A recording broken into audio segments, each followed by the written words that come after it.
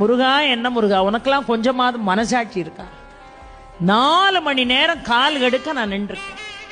இப்பதான் ஒருத்தன் வந்தான், அவனை கூட்டிட்டு ஒருத்தன் போய் தரிசனத்தை காட்டுறதுக்கு உன் முன்னாடி கொண்டு வந்து நிறுத்திருக்கான். சில பேர் 1000 ரூபாய் டிக்கெட்டுங்கிறான், சில பேர் 500 ரூபாய் டிக்கெட்டுங்கிறான். இந்த டிக்கெட் எடுத்த பய ஊரை முன்னாடி நிக்கான்.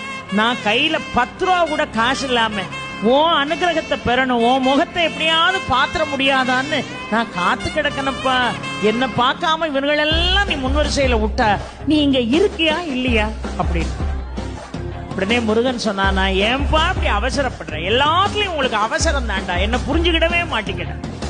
1000 ரூபா கொடுத்து 500 ரூபா கொடுத்து விறுவிறுன்னு ஓடி வந்து முத வரிசையில நிக்காம பாரு, அவன் என்ன பாத்துக்கிட்டு இருக்கான். ஆனா கால் கெடுக்க 4 மணி நேரமா நிக்கிறிய சுப்பிரமணி, ஒன்ன தாண்டா நான் பாத்துக்கிட்டு இருக்கேன் பாரா முருகன்.